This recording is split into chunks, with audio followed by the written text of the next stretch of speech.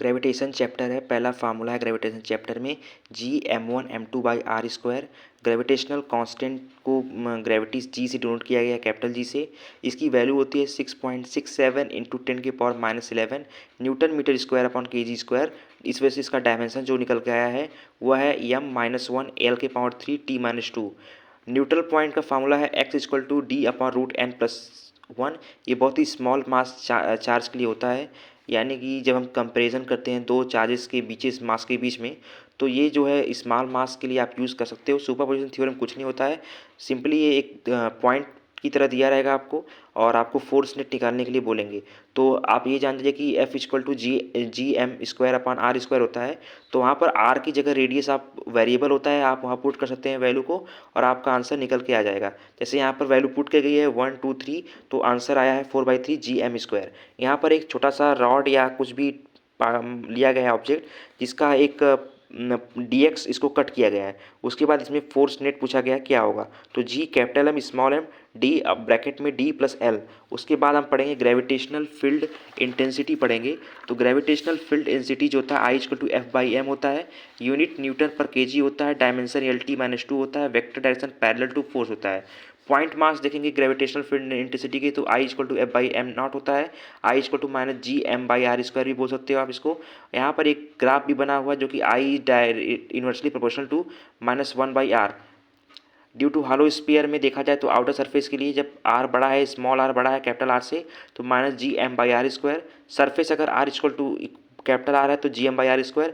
अगर capital R बड़ा है तो वैल्यू 0 हो जाएगी। और यहाँ पर I is inversely proportional to small r। Sphere बहुत ही सिंपल होता है, आउटसाइड और सरफेस पे दोनों ही वैल्यू सेम होती है, बस इन साइड पे gm/r³ होता है और सेंटर पे वैल्यू इसकी ग्रेविटेशनल फील्ड इंटेंसिटी की 0 होती है।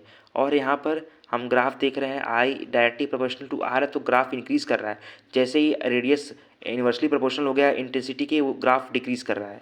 उसके बाद हम पढ़ेंगे एक्सिस पे रिंग क्या होता है इंटेंसिटी ग्रेविटेशनल, तो I = G capital M small r फिर r² प्लस स्मॉल r² 3/2। ये फिगर रहा है, इसके साथ देख लीजिएगा। जब r अगर 0 है रेडियस, तो इंटेंसिटी भी 0 है। कैपिटल R बड़ा है तो gm/r³, अगर स्मॉल r बड़ा हो गया तो gm/r²। ग्राफ यहाँ पर r = √2 है, ग्राफ यहाँ पर r = r/√2 में I मैक्सिमम यहाँ पर इंटेंसिटी दिखाया गया है। उसके बाद हम पढ़ेंगे एक्सेलरेशन ड्यू टू ग्रेविटी, जो कि बहुत ही फेवरेट टॉपिक है। m 6 × 10⁻24 kg, radius of earth 6.4 × 10⁻6 m, ये कुछ वैल्यू है। g0 gm/r² दिया है, जिसको 9.8 भी हम लोग लेते हैं। सरफेस पे ग्रेविटेशनल आपकी जो GE है GME/RE² है, इसको आप अगर 4/3 πg डेंसिटी RE आप लिख सकते हो। रेडियस RE की वैल्यू फिक्स होती है और ME जो होता है वो भी फिक्स होता है। उसके बाद ये inversely proportional radius of earth square है, मास कांस्टेंट है। उसके बाद आप G एट हाइट जब एबव अर्थ की जाओगे तो हाइट रेडियस के साथ हाइट भी ऐड करना पड़ता है, तो gm r+h²। फिर GH = G0 r² r+h²। अगर रेडियस ऑफ अर्थ हाइट से बहुत ज़्यादा मतलब 10 किलोमीटर बड़ा है तो GH = G0 हो जाता है। यदि अगर रेडियस ऑफ अर्थ कम से कम up to 5% radius of 64 kilometre से ऊपर है, तो G0 1 - 2h/re डेल्टा G × 100। अगर इसकी आप निकालेंगे वैल्यू तो आ जाएगा। ग्रेविटेशनल पोटेंशियल की जो वैल्यू होती है वो -gm r+h होता है। ऑर्बिटल स्पीड भी इसकी होती है r = r+h, इसे ऑर्बिटल स्पीड भी निकालते हैं। उसके बाद हम लोग पढ़ेंगे acceleration due to gravity at height h from the surface of earth. तो G' = G/(1+h/r) का होल स्क्वायर। बिलो सरफेस जाएंगे तो डेप्थ का फार्मूला एंटर होता है इसके, तो Gr = gmr/r³, Gr = G0r upon capital R acceleration at depth from surface. तो G0 फिर ब्रैकेट में 1 - d/r, d डेप्थ को डिनोट कर रहा है।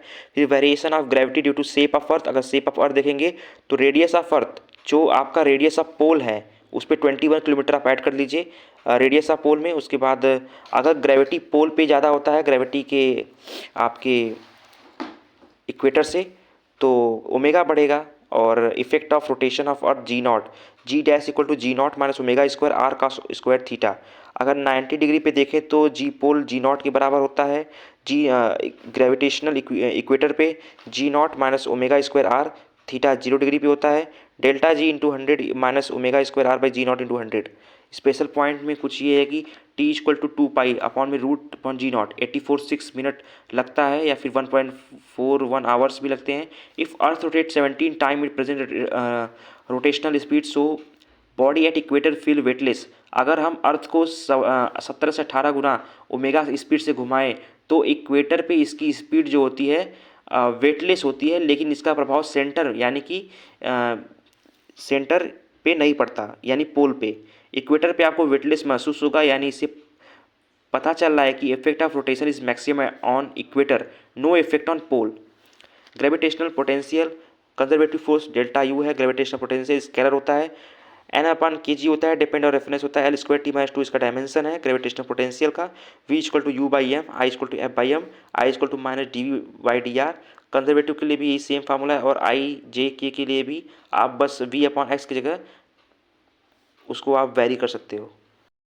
Application of gravitational potential energy, gravitational potential to point mass, V equal to G M by R. उसके बाद आप पॉइंट कॉम्बिनेशन जब देखोगे तो -2 जी एम बाई आर आएगा इसका। फिर उसके बाद आप देखोगे जैसे कि यहाँ पर इसका जो एल बाई रूट 2 दे दिया है डायगोनली, तो इसके बाद -4 G M L by root 2 आ जाएगा। हालो स्फीयर में ग्रेविटेशनल पोटेंशियल ऑलमोस्ट हर जगह सेम ही होता है।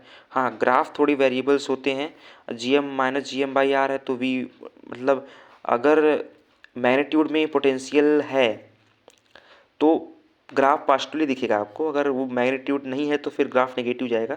ये थोड़े अंतर हो जाते हैं। सॉलिड स्फीयर में आउटर में तो minus G M by R होता है, सरफेस पे भी वही सेम होता है, बस इनसाइड डिफरेंट होता है, minus G M by 2 r cube 3 r square capital R square minus small R square.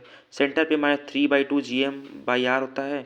Graph of rectangular hyperbola दिखाया गया है जब R small R equal to capital R होता है, लेकिन मैग्नीट्यूड में ग्राफ पॉजिटिव दिखाया गया है। उसके बाद रिंग में आप देखोगे तो ग्रेविटेशनल पोटेंशियल आपको माइनस जी एम अपॉन में आर स्क्वायर फिर स्मॉल आर स्क्वायर, पूरा कॉपी है इलेक्ट्रोस्टैटिक्स का। Gravitational potential energy of 2 point mass system में आप जब 2 पॉइंट लोगे तो आपको जो निकल के आएगा V equal to minus G M by R, बहुत ही इंपॉर्टेंट फार्मूला है ये। उसके बाद N potential energy equal to N minus 1/2, यहाँ पर आप एरिया की सर्फेसेस को पुट करेंगे तो आपका आंसर निकल के आ जाएगा। जैसे कि पोटेंशियल एनर्जी आया यहाँ पर -4 G M square by L -2 G M square root 2 L. Point mass placed at centre of solid, तो U equal to -3 G capital M small by 2 R. Gravitational potential energy of earth mass system, तो आप R plus H को add कर लेना। उसके बाद जी H जो कि आर, अगर आप हाइट ऐड कर रहे हो तो फिर आर प्लस एच का होल स्क्वायर, फिर यू सरफेस पे minus G M by R होगा। उसके बाद delta U M G naught 1 plus H by R, अगर रेडियस बड़ा है तो delta U M G naught H. उसके बाद आप work done change in potential energy, तो U F minus U initial delta U equal to minus G capital M R plus H minus G capital M by R. उसके velocity का direct formula होता है √2 G M by R. ये depend करता है mass of planet और radius पे। यहाँ पर अगर आप देखोगे कि वेलोसिटी ऑफ ऑब्जेक्ट, अगर वेलोसिटी ऑफ जो ग्रेविटी है अगर इस्केप से ज़्यादा हो गया तो इन्फिनिटी पे क्या होगा, तो √vg² minus we E square. अगर हाइट मैक्स क्या होगा, अगर इसकी वेलोसिटी अगर ज़्यादा हो जाए तो फार्मूला हाइट निकालेंगे तो R upon V E square upon V G square minus 1। फिर v equal to √2 G H small के लिए करेंगे, अगर ज़्यादा डिस्टेंस है तो v equal to √2 G H upon 1 plus H by R E. उसके बाद orbital velocity v naught equal to root G M R upon R plus H. उसके बाद हम लोग पढ़ेंगे सैटेलाइट एग्जैक्टली एट सरफेस पे क्या होता है, तो V naught equal root G M by R, V naught equal to root G R, फिर V naught equal to root G M R उसे बोलते हैं, फिर R square 1 plus H by R जो ऊपर वाला फार्मूला पुट किया गया है यहाँ पर, फिर G naught R upon 1 plus H by R. फिर वेलोसिटी ऑफ सैटेलाइट √2 टाइम्स और 41.4% then it wire will escape to infinity. Time period इसका है 2 पाई रूट आर के रेडियस का cube upon G M. Energy of satellite पढ़ेंगे तो kinetic energy equal to minus total energy, यानी वैल्यू सेम है बट टोटल एनर्जी माइनस लग जाता है। और potential energy minus ji small M capital M by R. Kepler's law बताता है कि प्लैनेट मूव करता है elliptical orbit with sun at one orbit पे। तो ये जो लास्ट वाला पॉइंट ए और इधर पॉइंट सी, पॉइंट ए के काइनेटिक एनर्जी और speed max at point A, because इसकी डिस्टेंस कम होती है, इस वजह से यहाँ पर मूवमेंट ज़्यादा होती है। R max upon R minimum one plus C minus one minus C. उसके बाद सेकेंड लॉ बोलता है कि V max upon V minimum, यानी कि omega upon one omega two equal to R two upon R one का whole square. उसके बाद हम लोग पढ़ेंगे केप्लर्स का थर्ड लॉ, जो T square is directly proportional to A के क्यूब। फिर T square equal to constant लगा देंगे के ए के पावर क्यूब। के जो हमारा है वो कांस्टेंट है, उसकी वैल्यू है 4 pi square G M. T equal to 4 pi A के power cube upon G M, ये फाइनली वैल्यू है। बाइंडिंग एनर्जी की फार्मूला होता है G capital M small M by two R. फिर आता है बाइंडिंग एनर्जी सरफेस पे कितना होता है, तो binding energy upon satellite by two कर देंगे। उसके बाद शिफ्टिंग ऑर्बिटल में आप देखोगे तो डेल्टा ई क्या होता है, तो G capital M small by two. फिर यहाँ पर अपॉन में one upon R one minus one upon R two. Geostationary satellite क्या होता है, तो G H height 6 R from surface 3600 kilometre, S 7 R, T equal 24 hour, equatorial plane west to east, one satellite cover one third area of the earth. रेलर, इसे रेलर सेटेलाइट बोलते हैं। उसके बाद हम लोग एक पोलर सेटेलाइट, जो कि अबाउट पोल होता है, टाइम पीरियड इसकी 100 मिनट होती है। सेटेलाइट दो तरह से मोशन करता है, एक सर्कुलर और एक इलिप्टिकल। सर्कुलर में क्या चीज़ कांस्टेंट होती है, speed, kinetic energy, potential energy, total energy और लेंथ। लेकिन इलिप्टिकल में काइनेटिक एनर्जी, पोटेंशियल एनर्जी और टोटल एनर्जी ये वेरिएबल होती है, क्योंकि टॉर्क जीरो होता है, और इसमें सर्कुलर में वर्क जीरो होता है। Thank you.